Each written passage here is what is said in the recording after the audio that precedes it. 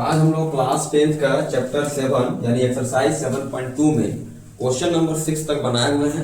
तो आज हम लोग क्वेश्चन नंबर 7 बनाएंगे। इसको पहले अच्छे से पहले समझते हैं कि क्वेश्चन क्या है। बिंदु ए का निर्देशांक ज्ञात करना है, जहां पर ए बी एक वृत्त का व्यास है जिसका केंद्र 2-3 है तथा बी का निर्देशांक 1-4 है। तो हम लोग इसको समझने के लिए सबसे पहले एक वृत्त बना लेते हैं और इस वृत्त का हम लोग व्यास खींच लेते हैं। व्यास तो जानते हैं, जो केंद्र से होते हुए इस पार से एकदम उस पार जाता है, इसको हम लोग क्या बोलते हैं, व्यास करता है। ये हो गया व्यास का केंद्र। और जो व्यास उसका नाम है ए बी, यानी यहाँ ए होगा और यहाँ पर बी होगा। यहाँ जो बोला जा रहा है कि ए का निर्देशांक ज्ञात करना है, तो ए का निर्देशांक मतलब यहाँ वाला ए का मान याद करना है, ज्ञात करना है, जिसका मान लेते हैं एक्स वाई। और जो बी है तो बी का निर्देशांक है 1 और 4 है। और जो केंद्र है, केंद्र लिखा हुआ है ना, केंद्र का मान कितना दिया हुआ है 2-3। तो केंद्र का नाम भी देते हैं कुछ पी, और ये हो जाएगा 2-3। तो हम लोग को क्या करना है, ये करना है कि यहाँ वाला का मान ज्ञात करना है, यहाँ ए का निर्देशांक ज्ञात करना है, जबकि केंद्र का दिया हुआ है और बी का दिया हुआ है। हम लोग इतना तो सब कुछ जानते हैं कि केंद्र से यहाँ का दूरी और केंद्र से यहाँ का दूरी बराबर होता है। बराबर होता है क्यों? क्योंकि दोनों त्रिज्या है और त्रिज्या वृत्त का हमेशा बराबर होता है। तो ये वाला दूरी और ये वाला दूरी क्या रहेगा, बराबर। इससे मतलब ये पता चलता है ये वाला बीच का पॉइंट मतलब मध्य बिंदु है। ए बी का मध्य बिंदु कौन है, पी है। तो अगर हम यहाँ मध्य बिंदु का सूत्र बैठाएंगे तो आराम से हम लोग यहाँ का ये एक्स और वाई का मान निकाल लेंगे। तो ध्यान दोगे यहाँ पे, है ना, जो ए का निर्देशांक है वो निकालना है, बी का निर्देशांक दे दिया है और पी का निर्देशांक यानी कि केंद्र का भी दे दिया है। और जो पी है वो मध्य बिंदु है। पी क्या है,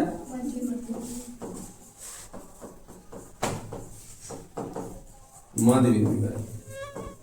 अगर मध्य बिंदु का सूत्र बैठाएंगे तो फॉर्मूला ही कहता है कि मध्य बिंदु वाला इधर लिखा था यहाँ पर, और इधर फॉर्मूला होता है सीधा सीधा x1 + x2 / 2 और y1 + y2 / 2।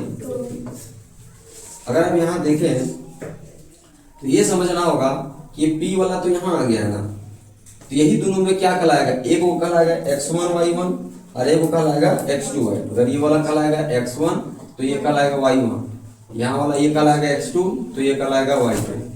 अगर हम इसको पुट करते हैं तो x1 की जगह पुट होगा x और x2 की जगह पुट होगा 1 / 2, y1 की जगह पुट होगा y और y2 की जगह पे पुट हो जाएगा 4 / 2। अब हम लोग इधर जान ही रहे हैं कि इधर जो x का वैल्यू है मालूम है, 2 है और 3 है कि नहीं। x का वैल्यू ये है और y का वैल्यू ये है। अगर हम यहाँ दोनों को अपना अपना अलग कर लेते हैं, x का वाला अलग और y वाला अलग, तो x का और y का मान निकल जाएगा। तो सबसे पहले हम लोग x वाला मान को अलग कर लेते हैं, ठीक है। x का मान पर x का मान के लिए तो हम लोग क्या कर लेते हैं, इसका x का मान 2 है, बराबर कर लेते हैं इसका x का मान कितना है, x + 1 / 2। इसको क्रॉस गुना कर देंगे तो 2 दूना कितना हो जाएगा, 4। इधर बच जाएगा x + 1 इधर ले आएंगे तो बन जाएगा -4 - 1 = x। यहाँ 4 में घटेगा कितना बचेगा, 3। अब इसको सीधा करके लिख देते हैं कि x का मान कितना निकला, 3। तो यहाँ पर x का मान निकल गया 3। एकदम उसी तरह y वाला को करते हैं, ठीक है। फॉर्मूला y के मान के लिए,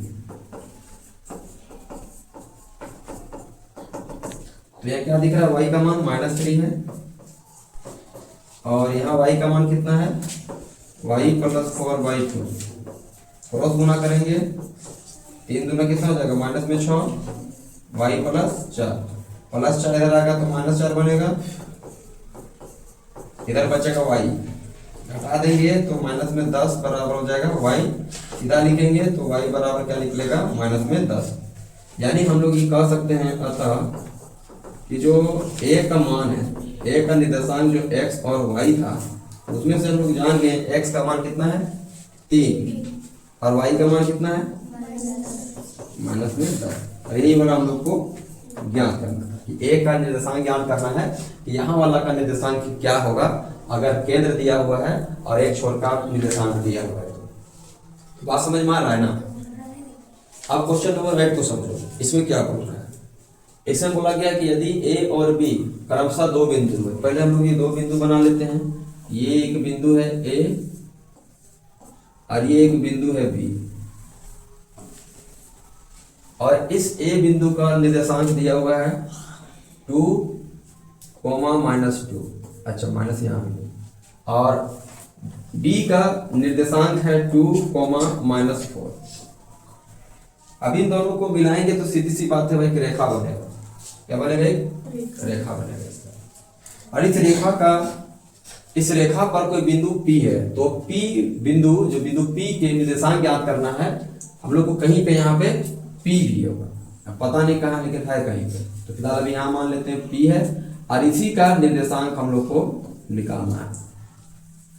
अब यहाँ ये समझना है कि 3 चीज तो हम लोग को दे दिया है, एक ये कि a का निर्देशांक है -2, एक b का निर्देशांक है 2, -4, एक p का भी निर्देशांक निकालने बोला है, ठीक है।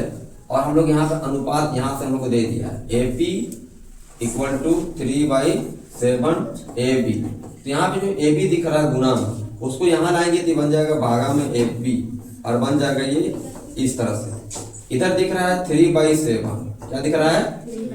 तो इधर ढूंढो कहाँ AP कहाँ दिख रहा है? AP तो 3 है, AB 7 है, AP कहाँ दिख रहा है? AP देखो ये वाला, यहाँ से यहाँ, इसका मतलब यहाँ से यहाँ AP है, तो इसका तो पता चल गया ना कि M1 3 है, नहीं पता चला?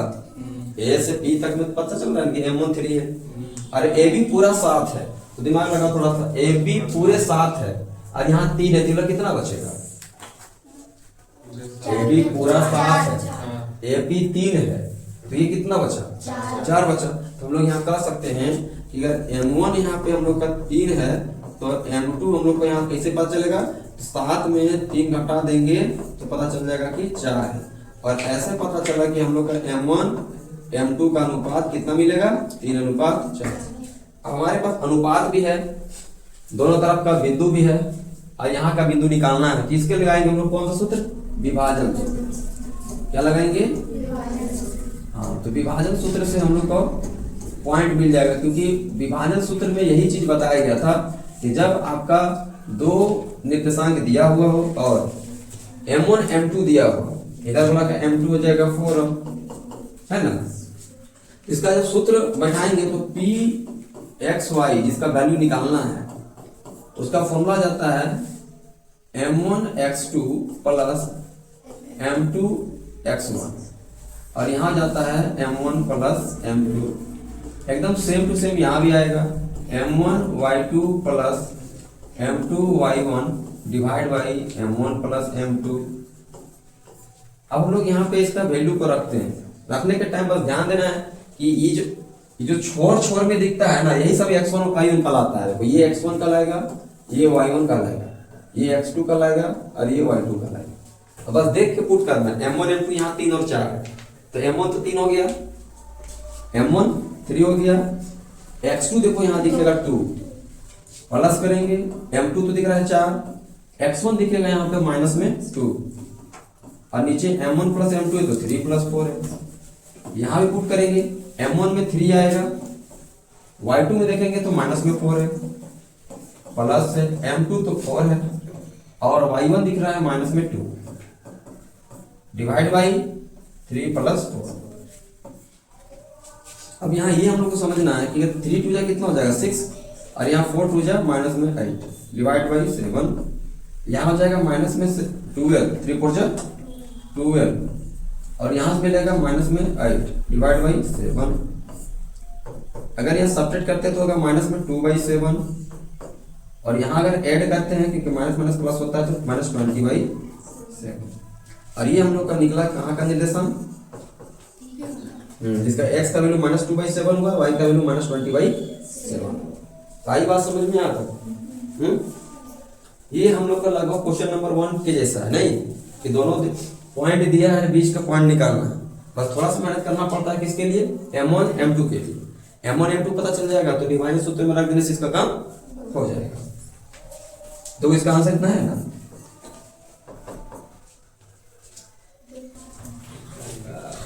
देखो ध्यान देने क्वेश्चन नंबर 9 नंबर का है। बिंदुओं ए बी को जोड़ने वाली रेखाखंड ए बी को 4 बराबर भागों में विभाजित करता है। कितना बराबर भागों में? 4। तो इसके लिए पहले हम लोग देखो 2 बिंदु बनाएंगे कि एक बिंदु ये हम लोग का ए है, ठीक है, और दूसरा बिंदु हम लोग का बी है। ए का जो निर्देशांक है वो कितना दिया हुआ है, माइनस में 2,2, और बी का निर्देशांक दिया हुआ है कितना, 2,8। अब इनको मिलाने से हम लोग जानते हैं कि रेखाखंड बनेगा मतलब रेखा बनेगा। अब इस रेखाखंड को 4 बराबर भाग में बांटना है तो कई को बिंदु का प्रयोग करना पड़ेगा। एक बिंदु यहाँ आएगा, एक बिंदु यहाँ आएगा, एक बिंदु यहाँ आएगा। तो देखो 4 टुकड़ा में बढ़ गया, और 4 टुकड़ा में बांटने के लिए हमको 3 बिंदु का प्रयोग करना पड़ा है, P Q R। ठीक है, तो हम एक एक करके निकालते हैं। सबसे पहले P के लिए निकालेंगे, ठीक है। तो जब P के लिए निकालेंगे यहाँ पर हम लोग को इतना पता है कि A का निर्देशांक दिया हुआ है माइनस में 2 और 2, B का भी निर्देशांक दिया हुआ है क्या है, 2 और 8। यही दोनों हो गया x1 y1 x2 y2। अब P बिंदु का निकालना है मान, P बिंदु का मान निकालना है तो इसका अनुपात चेक करेंगे। अनुपात हम लोग यहाँ पे कितना यूज करेंगे, तो अच्छा ध्यान देना। इस पॉइंट के लिए अनुपात क्या काम करेगा, इधर एक टुकड़ा है, ठीक है, तो एक टुकड़ा है, इधर 1 लिखेंगे अनुपात, इधर 1 2 3 टुकड़ा बना, इधर 3 टुकड़ा बना मतलब 3। समझ में आ रहे हो? समझ में आ रहा है क्या कहना चाह रहा है क्वेश्चन, कहना क्या चाह रहा है समझ में आ रहा है ना, कि P बिंदु का निकालना है, इधर 1 टुकड़ा तो 1 अनुपात, 3 टुकड़ा तो 3 अनुपात। समझ में आ रहा है ना। अब देखो अगर हमको P का निर्देशांक निकालना है तो विभाजन सूत्र में चले जाएंगे। मतलब सूत्र, क्योंकि विभाजन सूत्र में ही तो बताता है ना। ऐसे P का निर्देशांक कि P का x y का वैल्यू क्या होगा, सूत्र होता है m1 x2 plus m2 x1 divide by m1 plus m2, और y वाला में क्या होता है m1 y2 plus m2 y1 divide by m1 plus m2। अब यहाँ पे हम लोग सब कुछ रख देंगे, सब कुछ दिया हुआ है, बस अच्छे से रखना है। m1 का मान क्या दिख रहा है, यहाँ m1 का मान 1 है, x2 कितना दिख रहा है 2, m2 3 है, और x1 कितना है माइनस में 2, और m1 m2 हो जाएगा 1 प्लस 3। अब यहाँ देखो m1 का वैल्यू 1 था, y2 का वैल्यू 8 है, m2 का वैल्यू 3 है, और y1 का वैल्यू y1 है ना। ये होता है x1, ये होता है y1, तो फिर ये होता है x2 और ये होता है y2। तो y1 का वैल्यू हो जाएगा 2, नीचे हम लोग जान रहे हैं कि 1 प्लस 3 है। अब यहाँ से हम लोग सॉल्व करेंगे तो 2 माइनस 6 डिवाइड बाई 4, और यहाँ से मिलेगा 8 प्लस 6 डिवाइड बाई 4। अब यहाँ अगर सब्ट्रैक्ट करेंगे तो माइनस में 4/4 आएगा, और यहाँ पे आएगा 14/4। अगर यहाँ कैंसिल करते हैं 4 से 4 तो 1 आएगा, और यहाँ से कैंसिल होगा तो 2 2 जा 4, 2 7 जा 14, यानी जो वैल्यू मिलेगा P का वो निकलेगा -1,7/2। तो किसका वैल्यू निकला ये P का वैल्यू निकल गया यहाँ पर। अब जब हम लोग Q के लिए निकालेंगे तो फिर हम लोग वही काम करना है।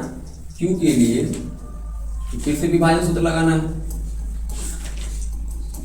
जब Q के लिए निकालेंगे ना तो ध्यान देना A मेरा वही रहेगा क्या, -2 2 है ना, -2 और 2 इसमें केवल, और B का जो मान है वो वही रहेगा 2 और 8, बस अनुपात अब बदल जाएगा, m1 अनुपात m2 अब बदल जाएगा। अब ये कहा जाएगा, अच्छा देखो क्यू के लिए निकालेंगे तो इधर भी दो हिस्सा है तो दो पार्ट, रेशियो इधर भी क्या है दो हिस्सा है तो दो पार्ट। जब ऐसा हो गया ना तो देखो दोनों बराबर हो गए, दोनों जब बराबर है यानी कि बीच का पॉइंट हो गया। इसको दो तरीका बना सकते हो, एक तो इसमें रख दोगे बन जाएगा क्योंकि यहाँ M1 M2 मालूम है, और एक सीधा फॉर्मूला लगा सकते हो क्यू का, सीधा मध्य बिंदु वाला। कौन सा बिंदु? मध्य बिंदु में क्या पढ़े थे कि x1 plus x2 divide by 2 और y1 plus y2 divide by 2, क्योंकि पूरा बीच का पॉइंट हो गया तो x1 का मान यहाँ से देख देंगे ये -2, x2 का मान हो जाएगा 2 डिवाइड बाई 2, y1 का मान हो जाएगा 2, y2 का मान हो जाएगा 8 डिवाइड बाई 2, यहाँ से मिलेगा 0/2 और इसका मिलेगा यहाँ 10/2। जब ये कैंसिल होकर कटेगा तो यहाँ तो 0 मिलेगा और 2 का टेबल में 5 बार में कैंसिल होगा तो 5, तो ये निकल गया क्यू का पॉइंट। कौन सा पॉइंट? अगर ये बोला हम लोग यहाँ भी रख के बनाते हैं ना तभी यहाँ से इतने देता, क्योंकि ये बताना चाह रहा है कि 2 का मतलब क्या हो गया मध्य बिंदु हो गया, दोनों तरफ तो बराबर है ना, तो क्या हो गया मध्य बिंदु। अगर मध्य बिंदु है तो फिर हम लोग सीधा मध्य बिंदु का सूत्र बैठा दिए। अब हम लोग किसको निकालेंगे? आर का पॉइंट निकालेंगे। तो जब आर के लिए निकालेंगे तब यहाँ ध्यान देना, आर के लिए जब निकालेंगे तब ए का नाम हम लोग जान रहे हैं यही रहेगा तुम्हारा -2 यानी x1 y1 यही रहेगा। बी का मान जो होगा वो क्या रहेगा 2/8 रहेगा। अब यहाँ का जो रेशियो वो समझना है, तो यहाँ इस पॉइंट का निकालेंगे, इधर 3 टुकड़ा दिख रहा है तो पहले 3 लिखेंगे M1 की जगह में, अगर एक टुकड़ा है तो M2 में 1 लिखेंगे। समझ में आ रहा है बात? अब वही वाला का सूत्र कितने पुट करें तो भाई ये सूत्र लिखा हुआ है पुट करना है, ठीक है। मतलब आर का हमको निर्देशांक निकालना है, इसके लिए यही फॉर्मूला हम पुट करेंगे। तो ध्यान दोगे कि जब पुट करेंगे इस पर तो फॉर्मूला यही रहेगा, ठीक है। डायरेक्ट पुट करो इसी में। M1 कितना वहां पर M1 उस क्वेश्चन के आधार पर पुट करना है, तो M1 कितना है 3 और x2 है 2। देखो x2 ये वाला इतना तो पहचान लेते हैं ना कि ये x1 है, ये y1 है, ये x2 है, ये y2 है। तो M1 हो गया 3 और x2 हो गया 2 प्लस फिर ये क्या बोलता है M2 x1 M2 और साथ में x1 x1 कौन हो जाएगा माइनस में 2, नीचे क्या हो जाएगा 3 + 1, ये x वाला होगा, ठीक है। अब y वाला देखना है ये वाला पार्ट, तो M1 हो जाएगा 3, M1 के साथ चाहिए y2, यहाँ y2 हो जाएगा 8, M2 का मान हो गया 1 और यहाँ चाहिए y1 हो जाएगा 2, नीचे होना चाहिए 3 + 1। अब यहाँ से वैल्यू मिलेगा हमको 6 + -2 और यहाँ से 4 और यहाँ हो जाएगा 24 + 2 डिवाइड बाई 4, घटाएंगे तो 4/4 मिलने वाला है और यहाँ से 26/4 मिलने वाला है। 2 का टेबल में 2 बार में तो 30 बार में, तो यहाँ से 4 भी कटा 1/1 यानी कि इसका निर्देशांक निकलेगा 1,13/2। समझ में आया? तो तीनों बिंदु का निर्देशांक निकल गया। x का कितना निकला -1 7/2, q का निकला 0.5 और r का निकला 113/2। जैसे r का और p का निकाले हैं वैसे ही q का निकाल सकते थे, ठीक है, वैसे ही q का भी निकाल सकते थे, लेकिन पता चला कि तो बीच में आ गया पूरा, और जब बीच में आ गया है इसका मतलब मध्य बिंदु लगा देते हैं। M1 M2 का कहानी यहाँ पे नहीं यूज होगा, अगर यूज करके बनाते तब भी आंसर यही हम लोग का 0,5 ही मिलता। आगे और लास्ट क्वेश्चन है इस एक्सरसाइज का कि एक समचतुर्भुज का क्षेत्रफल ज्ञात करना है। कैसा चतुर्भुज का? समचतुर्भुज का, मतलब कुछ इस तरह का चतुर्भुज है, ठीक है। और इस चतुर्भुज का सूत्र भी दे दिया है। समचतुर्भुज का क्षेत्रफल निकालने का सूत्र है 1/2 गुना उसके विकर्णों का गुणनफल। अब विकर्ण किसको कहते हैं? तो विकर्ण हम लोग कहते हैं देखो इसको जो कोना मिलता है, ये कोना से ये कोना, ये पहला विकर्ण, और ये कोना से ये कोना का जो दूरी होगा वो दूसरा विकर्ण। तो यहाँ चारों बिंदु दे दिया है, अच्छा है ना, चारों बिंदु दिया है देखो A B C और D। तो एक करके सब यहाँ लिखते चलते हैं। पहले A के बाद में A का निर्देशांक कितना दिया हुआ है 30, B का कितना है 4,5 और C का -1 कोमा, और डी वाला का -2, -1। -2 कोमा -1। तो चारों कोना दिया हुआ है ना। और हम लोग का जो यहाँ सम चतुर्भुज का क्षेत्रफल निकालना है, उसके लिए कहता है कि ये जो दिख रहा है ना विकर्ण, इसका लंबाई हम लोग को निकालना पड़ेगा। अब लंबाई निकालने के लिए हमको दूरी सूत्र लगाना पड़ेगा। कौन सा सूत्र? दूरी सूत्र। अब इस सवाल को बनाने के लिए पहले हमको ये तो जान गए कि यहाँ पर जो चतुर्भुज दिया हुआ है सम चतुर्भुज है। कैसा चतुर्भुज है? और इसका सभी शीर्ष दे दिया है। ए का दे दिया है, ए शीर्ष कितना था? 30। बी शीर्ष कितना है? 4, 5। सी निर्देशांक कितना है?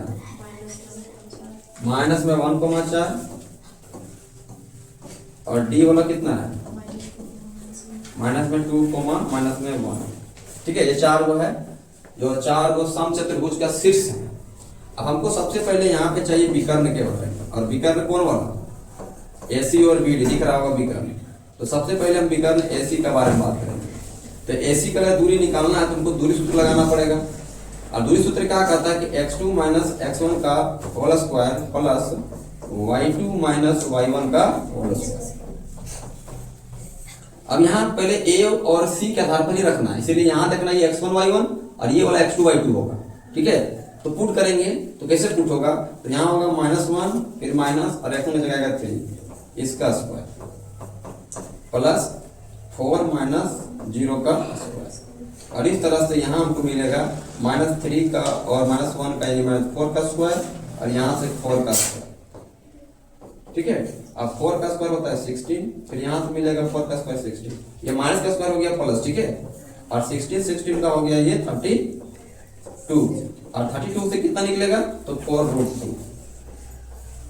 तो इतना लंबाई निकला AC का 4√2। उसी तरह का हम लोग निकालेंगे विकर्ण BD की। किसके लिए? BD का। तो BD का अगर सूत्र लगाएंगे तो फिर वही सूत्र होगा यही वाला। अब यहाँ B और D के आधार पर रखेंगे, सीधे स्पेस के आधार पर रख देंगे। तो -2 और -4 हो जाएगा यहाँ पे। -2 - 4 का होल स्क्वायर प्लस 1 और -1 और -5 का होल स्क्वायर। अब यहाँ ध्यान देना है कि ये ऊपर वाला हो गया -6 का स्क्वायर। फॉर्मूला माइनस होगा ना, फॉर्मूला माइनस है, 1 माइनस ये और y1, तो y1 यहाँ पे हो जाएगा 5, तो 5 हो गया, तो -6 भी बन जाएगा। तो यहाँ बन गया ये 6 का स्क्वायर और ये भी बन गया 6 का स्क्वायर। ठीक है, तो सीधा इसको लिख देंगे कि इसका जो आंसर आएगा वो 6√2 आएगा। कितना आएगा? हाँ 6√2 आएगा। और अगर बनाओगे पूरा तो देखो इसे बनाओगे इस तरह से कि 6 का स्क्वायर होता है 36 प्लस यहाँ मिलेगा 36 को ऐड करेंगे तो कितना मिलेगा? 72 और 72 को फिर तोड़ के बाहर निकालोगे तो निकलेगा कितना? 6√2 निकलेगा। अब हमारे पास BD भी आ गया है और हमारे पास AC भी आ गया है। AC और BD दोनों का लंबाई पता चल गया। अब हमको किसका क्षेत्रफल निकालना है? सम चतुर्भुज का क्षेत्रफल। किसका? सम चतुर्भुज का क्षेत्रफल। तो ध्यान देना कि सम चतुर्भुज का क्षेत्रफल क्या होता है। सम चतुर्भुज का क्षेत्रफल बराबर सूत्र होता है 1/2 गुना AC गुना BD, मतलब विकर्ण का गुणनफल। तो 1/2 तो यहाँ आ जाएगा। AC देखा जाए तो AC है 4√2, ये हो गया 4√2 और जो BD है वो है 6√2। इससे क्या हो रहा है कि यहाँ से तो बना 4 और √2 बन जाएगा, तो 4 × 6, ये 4 × 6 और √2 बन जाएगा 2। नीचे से इसका 2 है, ये 2 से 2 कटेगा और 6 4 जो आंसर होगा 6 मतलब 4 6 है 24। इसका आंसर आएगा 24 वर्ग मात्रा। क्षेत्रफल है तो हमेशा वर्ग में आएगा, तो ये आंसर होगा किसका? सम चतुर्भुज का क्षेत्रफल का। सम चतुर्भुज का क्षेत्रफल का उत्तर आएगा 24 वर्ग मात्रा। कितना आएगा? 24 वर्ग मात्रा।